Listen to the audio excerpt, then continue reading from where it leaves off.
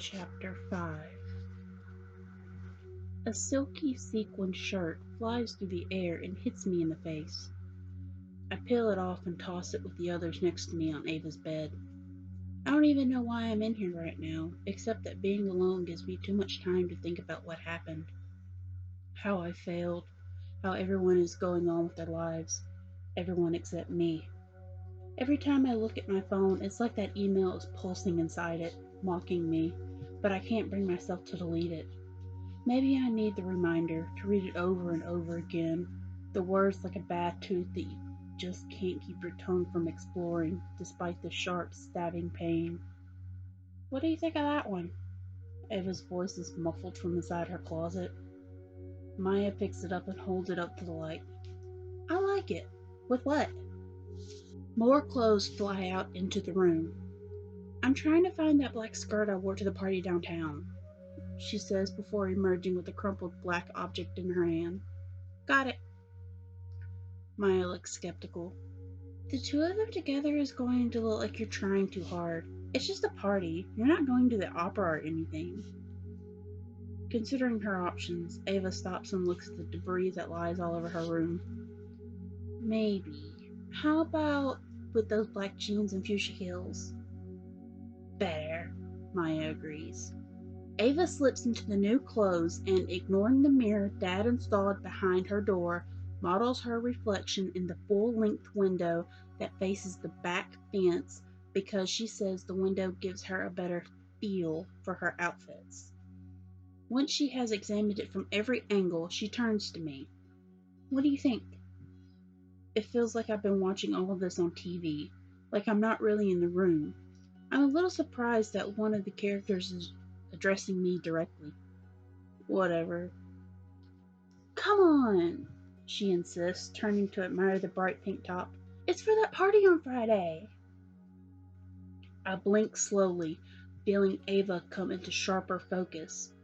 It's only Wednesday. Exactly, she says. So what do you think? I try to put my level of not caring into words, but I can't seem to form that as a linear thought. It's fine. You're not still grinding on that Stanford thing, are you? I feel a flash of frustration pushing up through the nothingness. Yes, I'm still grinding on it. My entire life is over. I'm sorry if that's a problem for you. Maya leans over and gives me a quick hug. It's not over, she says. You can always apply again. No, I can't. I knew they wouldn't understand. Once you get rejected by Stanford, that's it. No second chances. There's always Cal or UCSB or one of those other schools, Ava adds. I'm sure you'll get into one of those. I feel the tears push up through the backs of my eyes. Not the same. All I can think about is the conversation I'm going to have with Dad. How disappointed he's going to be after all the work we put in. How I'm a total failure. The one thing we always talked about was me following in his footsteps at Stanford and then getting my MBA, and now that's all gone to hell. You're being overly dramatic. Ava kicks off her jeans and shimmies into the short black skirt. There are plenty of other schools that would take you in a second. She turns and admires her ass in the reflection of the floor-to-ceiling window. We're basically the same height and weight, but somehow clothes look different on Ava, if that makes any sense. The same black skirt that hung her curves make me look Amish. I lie down on her bed and grab her pillow. A UC school. I repeat, so not the same. Dad's going to freak out. Cecilia opens the door a crack. Dinner, ladies. I don't want anything, I say, burying my face in the pillow. Everything is starting to feel totally overwhelming. Casey's death, and now the Stanford email. I feel the bed shift as Cecilia sits down. Are you sick? She brushes the hair off my forehead and feels for a fever. No, I say without turning my head. I'm afraid that if I look at her, I'll tell her everything, and I don't want to talk about this right now. A boy? She asks. No. I push myself into a sitting position and glance at her. Cecilia's wearing a concerned look on her face that rightfully belongs to Dad, and I wonder if he handed that expression over to her like a set of house keys the day she came. It's nothing. I'm just not hungry. It's chicken curry, she says in a sing-song voice. The kind you like with the carrots and mushy potatoes. I feel my stomach rumble at the thought and wonder if she hears it too. You can eat with us, she says to Maya. Thanks, Maya says, already texting her mom. Nobody passes up an invitation to eat anything that Cecilia makes. Cecilia turns to go, but stops and takes something out of her apron pocket. I forgot, this came in the mail today. She glances at the front of the envelope and frowns. It's addressed to Alicia Rios. Cecilia looks from Ava to me. You wouldn't know anything about this, would you? Your girls promised. I glance at Ava, but I know she won't tell. Maya I'm a little less sure of, but Ava gives her a look that would make anybody keep their mouth shut. Alicia? I say, hoping them to sound at least a little bit innocent. No? You know that we haven't done Alicia for years. Ava reaches out and takes the envelope from Cecilia's hand. What the? She says, ripping it open and pulling out the paper inside. It's a speeding ticket from a couple of weeks ago, but it was in a Honda. She flips the paper over. I get a weird feeling in the pit of my stomach. It's gotta be a joke. Someone who knows about Alicia. Where was it? On Rancho Santa Fe Road, she says, going 50 and a 40. She looks up at me. It's not even that fast. Cecilia's looking at her, waiting for an explanation. This isn't either one of us, Ava says, waving the ticket at her. Someone's screwing around. I don't even know anyone who drives a Honda. Let me see it, I say, taking the paper from her. It looks real enough. We just have to tell them it wasn't us. This Alicia Rios must have given the wrong information, and the ticket came to our house by accident. Identity theft is everywhere these days, Maya says. Cecilia shakes her head.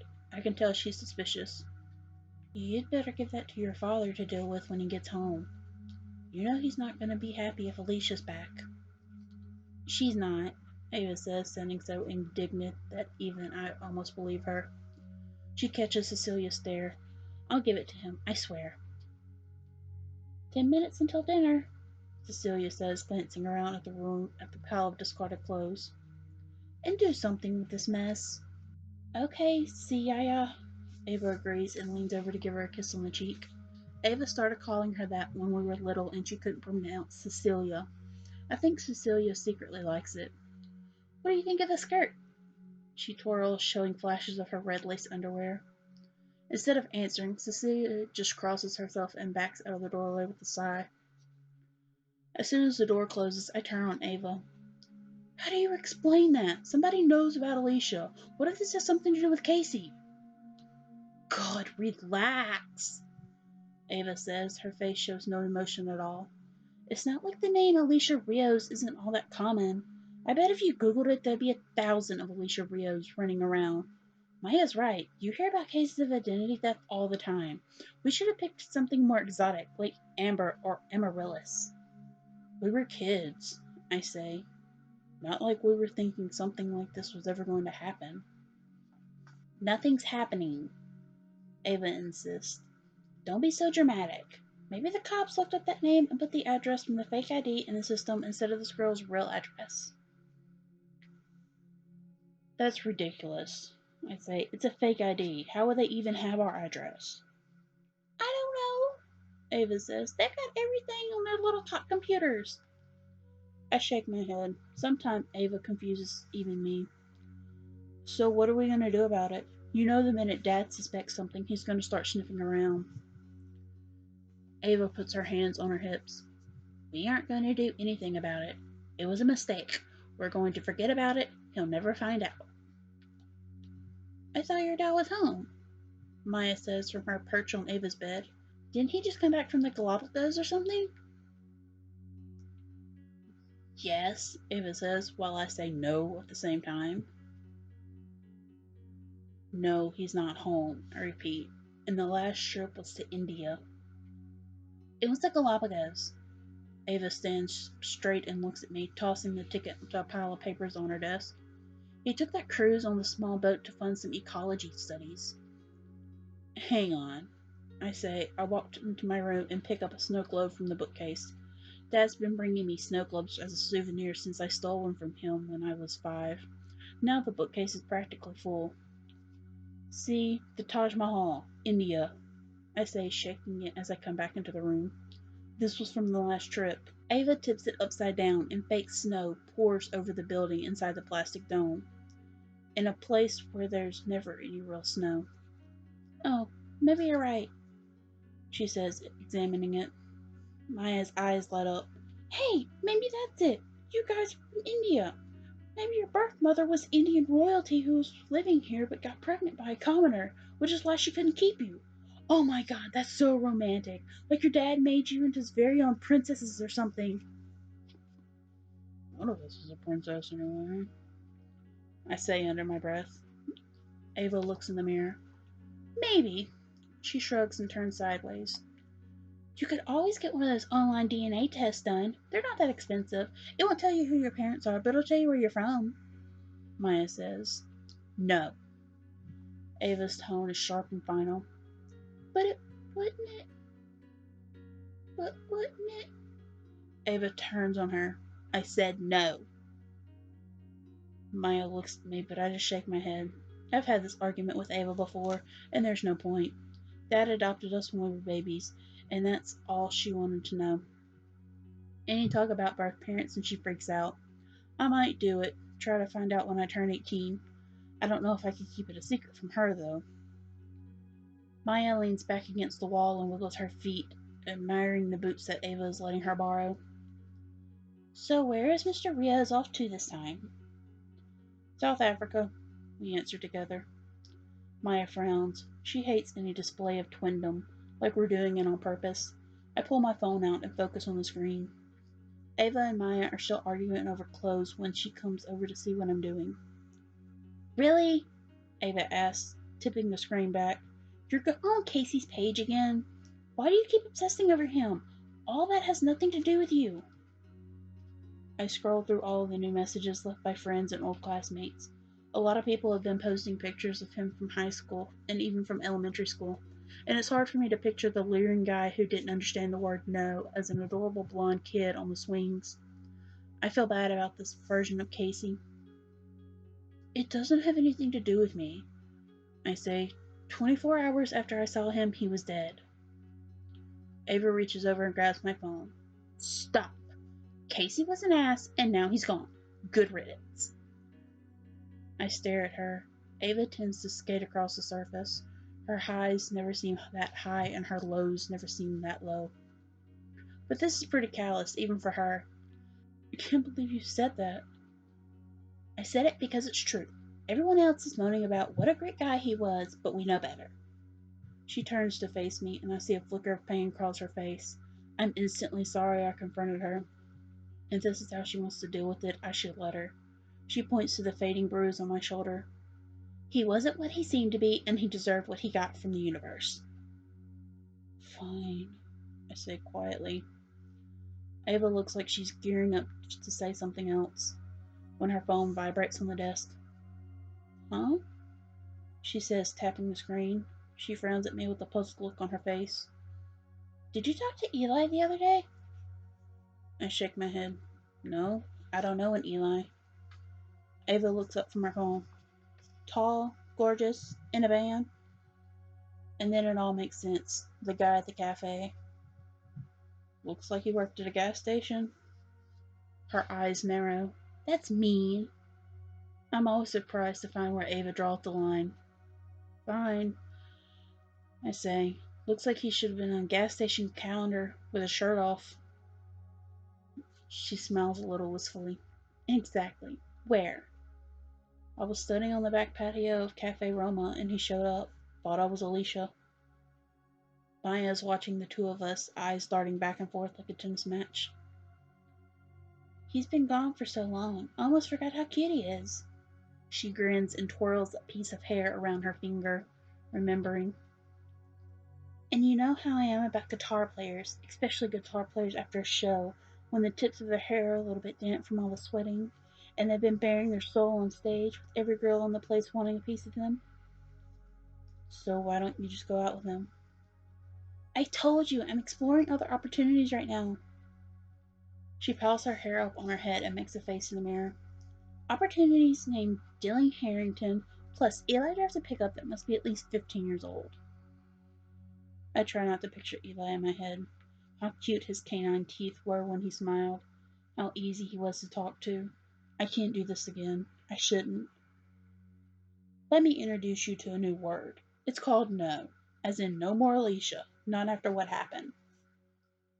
Ava turns back to the closet. Eli's nothing like that. I can tell. You sure couldn't tell last time, I say. Maybe it's good to try it again, Maya adds. Get back on the horse and all that. I turn to her.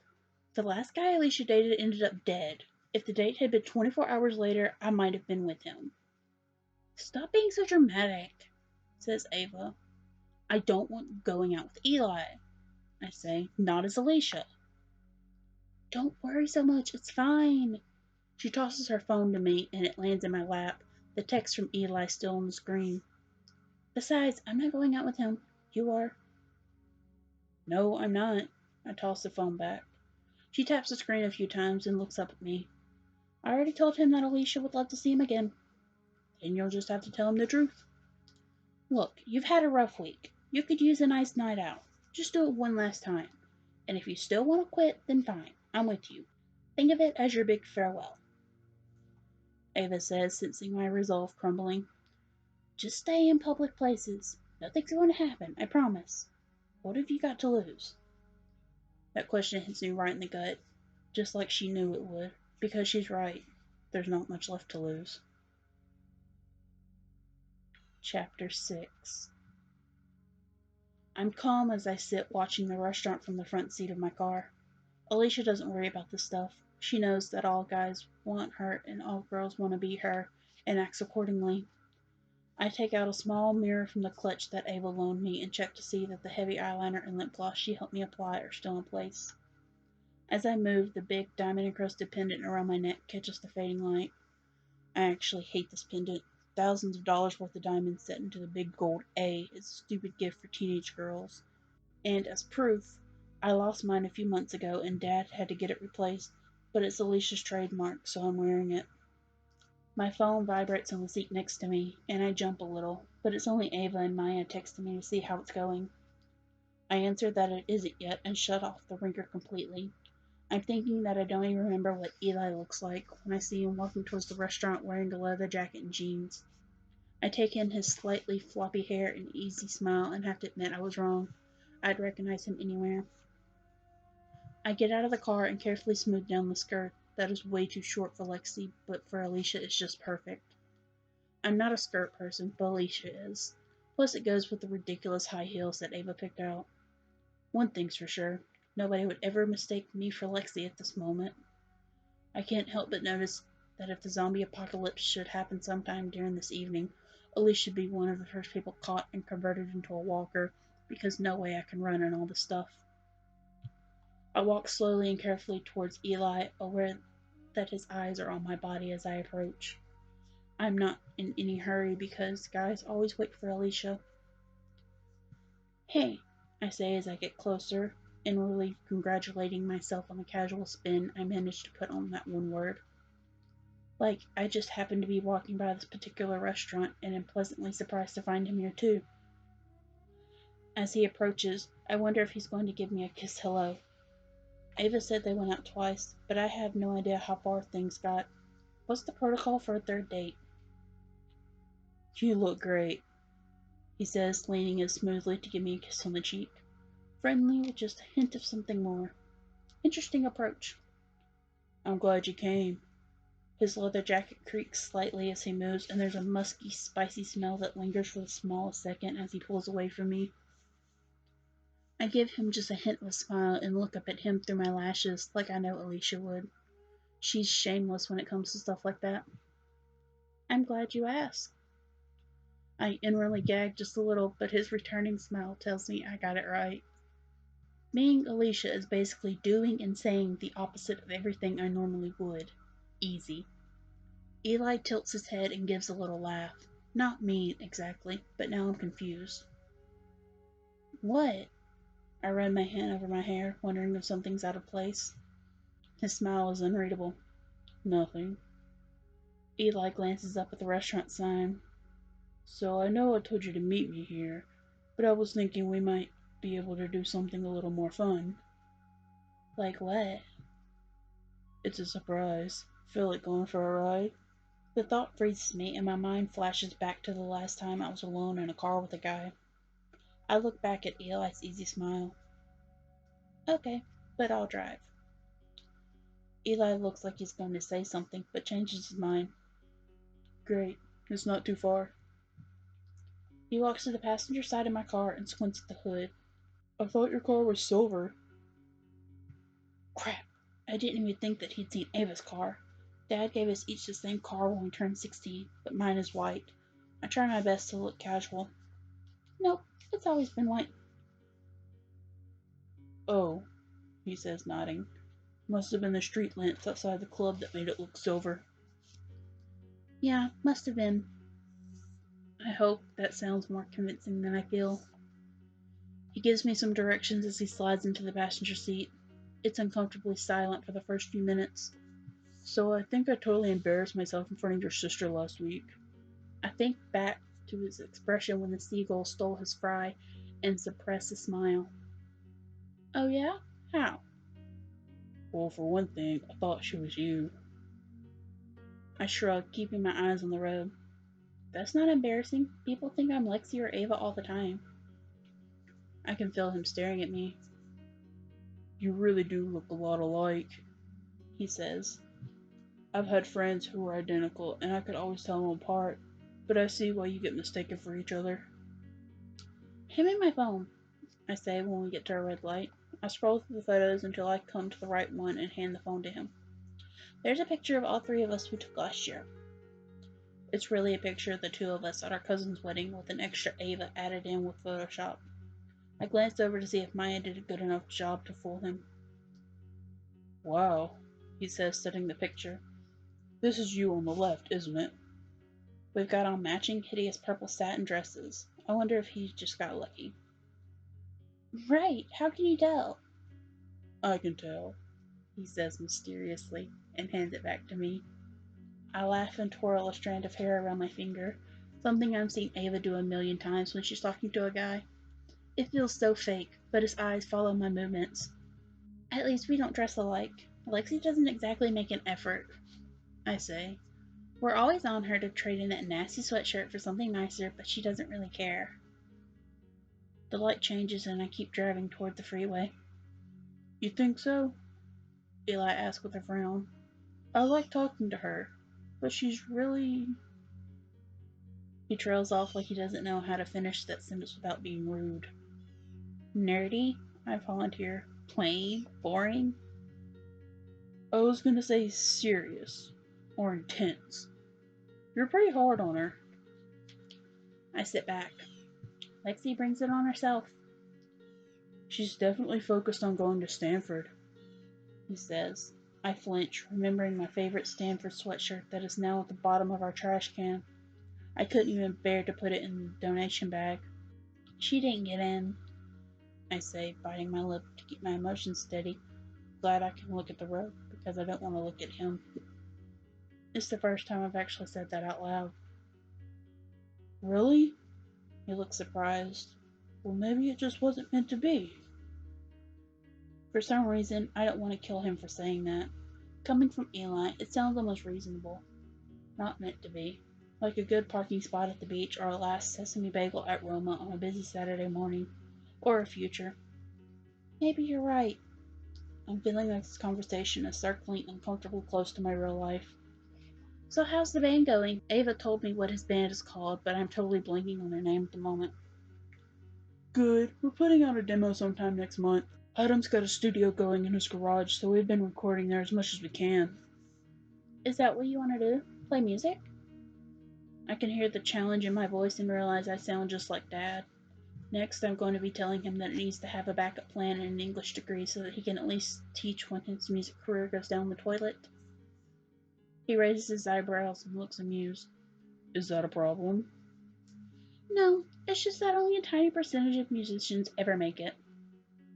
I shrug, wondering why I even started in on this. Not like Alicia would care if he ended up some broke musician living out of his dented econovan. Well, someone has to be successful, Eli says with a confident grin. Why not me? Why bother doing anything you're not passionate about? I have no idea if he's any good or not, but at this moment, I'm not sure it matters. I try to push all of the Lexi responses out of my head and figure out how Alicia would think and feel. Lexi knows that he'll probably end up playing in dive bars for 7 drunk people who won't even notice he's there long after he should have been discovered. But Alicia might just believe in him. She'd be able to picture Eli at the front of a stage that overlooks thousands, even hundreds of thousands of people all screaming in unison for the first notes from his guitar. Listen, he says. I'm sorry about Rebecca that night at the club. I'm totally caught off guard. Ava didn't say anything about her, Rebecca. It's fine, I say non-committally. She can be a real bitch sometimes, but that's no excuse. He continues. She's had a hard time since we broke up, and sometimes it comes out in unexpected ways. Rebecca's crazy, but I kind of feel bad for her. It's like the band became her family. Don't worry about it, I say, hoping that's the right response. You'd think Ava would mention a fight with a crazed ex-girlfriend. Thanks, Eli says, looking relieved. I was hoping you'd understand. We get off the freeway somewhere near the zoo in a neighborhood I've never been to before. Where are we going? Just up here, he says, pointing out the front window. Take a left at the light. The drive-in? I didn't even know there were still any drive-ins left. Sort of, he says, still grinning manically. Just be patient. It's worth it. I'm not really the patient type, I say as we turn into the giant parking lot. Really? Eli says in mock surprise. There are a ton of other cars parked around the edges, and a bush of brightly painted trucks are arranged in a sloppy semicircle towards the front, where the screen rises several stories into the air. Taco trucks? I turn and look at him. Not exactly, he says, opening the door. Although some of the best are the original taco trucks. We get out of the car and my stomach starts grumbling right away from the amazing smells coming from the far side of the lot. People are scattered all over the asphalt, some just sitting together right on the ground. Some are perched precariously on thin concrete parking bumpers, and one group has set up a table and folding chairs in one of the parking spots, complete with a tablecloth and tiny vase filled with roses. It's Food Truck Friday, Eli explains as we walk towards the trucks. Each one has a fairly long line in front of it, and I squint, trying to read the menu boards posted on the sides. He rubs his hands like an excited little kid. Where should we start? Sliders, soup, Vietnamese? You do this a lot? I say, enjoying his enthusiasm. The choices are kind of overwhelming. Enough, he says. You can follow them online and find out where they're going to be. You said you like good food, so I thought you might like this. He inhales, a happy smile on his face. I've thought about being a chef sometimes. How cool would it be to have your own truck, be your own boss? I look around at the mostly young crowd, all focusing on the food that's being handed through the tiny windows on the sides of the truck. Everyone looks like they're really into what they're eating, even if they're sitting on the ground to do it. I look around again. I really want some truffle fries, but Alicia would let the guy lead. You pick. Eli steers me towards a bright yellow truck. I think we need to start with some pulled pork sliders and then go next door for Parmesan truffle fries. Sounds perfect. I watch the people in the trucks work. Their movements are compact and efficient, like people who are good at their jobs and like what they do. Everyone looks pretty young, and I wonder which one of them owns this truck. We get our food on paper plates and walk towards an empty spot of asphalt. Next time I'll remember to bring the table. Eli says, nodding towards the fancy people a few parking spots away. I like this, I say, settling carefully down on the ground. The asphalt's still warm on the backs of my knees. It's been hot for April, and while the skirt is okay for the weather, it's not exactly an eating on the ground outfit. And I like that you like this, Eli says, holding my gaze a second too long before looking back down at his plate. I take a bite of the slider, the obviously homemade sauce dripping down my chin. There's a burst of salty and sweet as I crunch into the coleslaw that's perched on top, and it's one of the most perfect bites I've ever taken. Oh God, I say, chewing slowly and then swallowing. That's awesome. Try one of these, he says, handing me a basket of fries. Real truffle oil on those suckers. Insane, I agree, taking a few from the basket. Eli knows his food. So would you really open your own food truck? Eli looks around at the different options. Maybe, he says with a shrug. More fun than sitting in a boring office all day. Is that instead of, or in addition to becoming Superman? I inhale sharply the minute the words leave my mouth. Stupid! Alicia didn't have that conversation with him at the cafe that day. Lexi did. Eli doesn't miss it. Superman? I brush some hair away from my face to kill time. Yeah, you told Lexi that you wanted to be Superman when you were little. I slid a sideways glance at him. Sisters do talk, you know. I thought it was cute. I'll have to remember that, he says, but he doesn't look mad.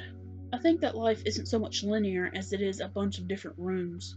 At one point in your life, you're a student, then you can be a rock star, and when it gets old, become a chef and open up your own food truck. Or work the Superman angle. Don't get me wrong, I love music, but I think getting stuck in one thing for years and years has got to be kind of boring. I realize as he says it that my life has only ever had one room. Stanford. Don't your parents care? I realize how bad that sounds. I mean, that you don't want to go to college or anything? He frowns, and I can tell by the shadow that crosses his face that I'm in unwelcome territory. No, they're not around. His voice is flat and emotionless. I feel terrible. I'm so sorry.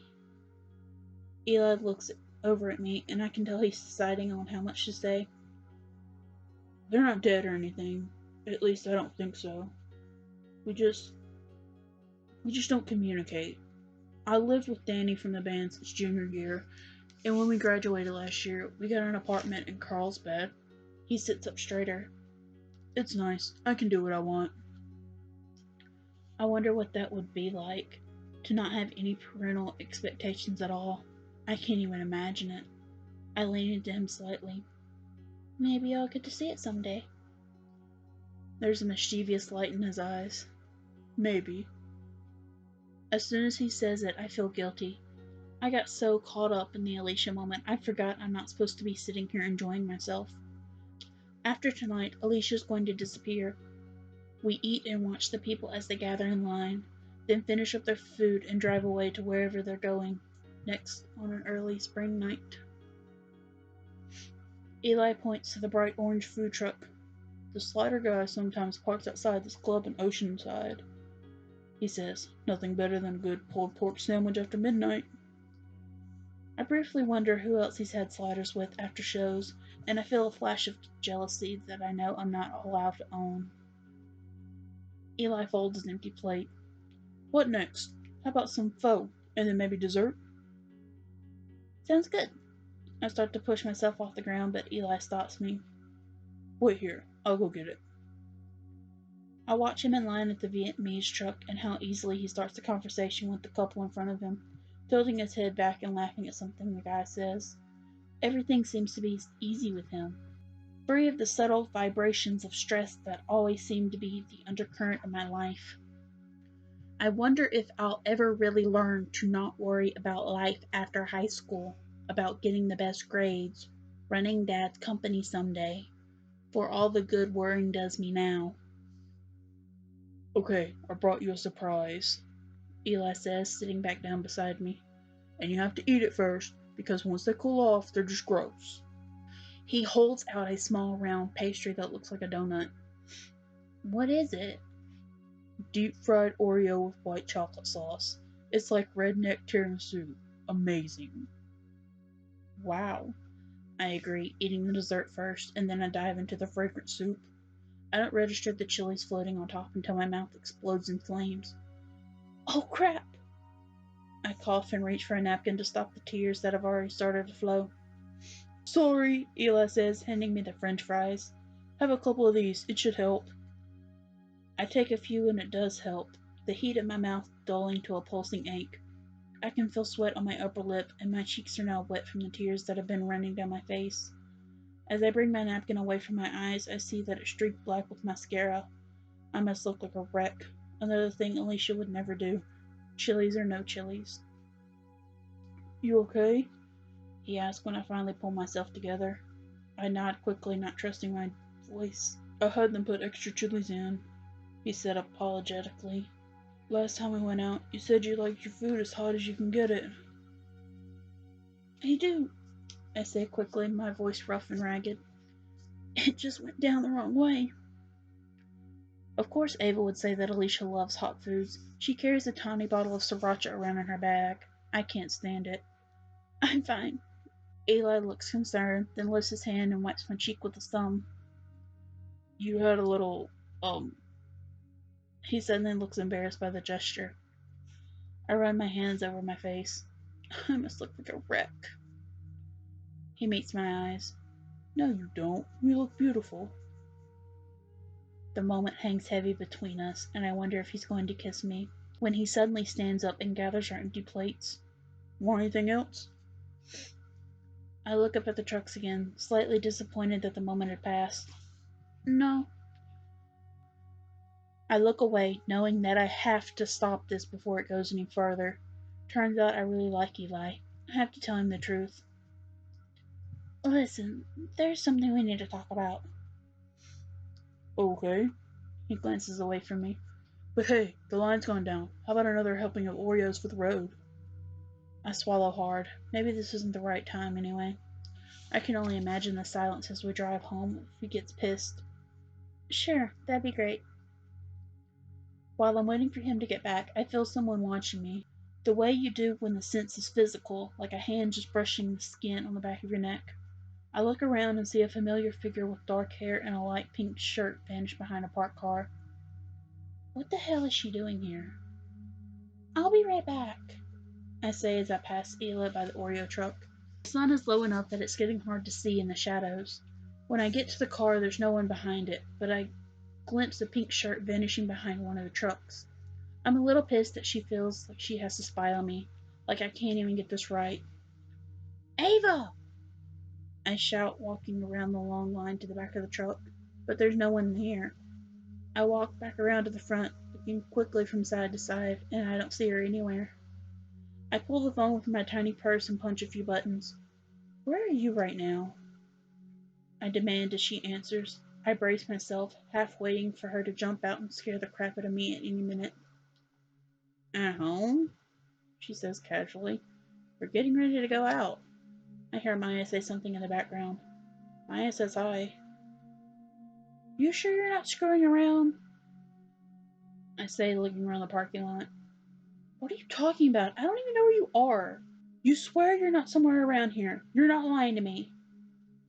No, God, hang on a second. I hear some muffled rumblings on her end, and then my phone vibrates as Ava gets back on the line. Check your phone. I just sent you a photo. I pull the phone away from my ear and click over to see a photo of her and Maya flipping me off from what is clearly her bedroom. Got it, thanks, I tell her. So what's going on? Why the phone call in the middle of your hot date? Nothing, I say, looking around, but whoever it was has disappeared. I could have just sworn I saw you a couple of minutes ago. Not me, Ava says. How's Loverboy? Did he end up taking you to a fancy restaurant? He's good, I say, looking at the growing crowd in the parking lot. I realize for the first time in days my stomach isn't in a knot. Eli walks over with a paper plate and sits on a parking barrier. At this moment, we're sitting on the ground in a drive-in parking lot downtown, eating deep-fried Oreos from a paper plate. Classy, Ava says, and a good argument for not dating fanboys. I say noncommittally, sitting down next to Eli. I have to go. I shove the phone back into my bag as he hands me a hot fried Oreo. Everything okay? Fine, I say. Eli grins at me, a tiny bit of batter on its upper lip. I have a sudden urge to reach out and touch him. He must see me staring, because he wipes his mouth with his napkin. You said you had something we needed to talk about? I lick some powdered sugar off my finger, then look up into his blue eyes. Once the words about Alicia are out of my mouth, I won't be able to bring them back. Maybe Ava's a little bit right. I shrug and shake my head. It was nothing.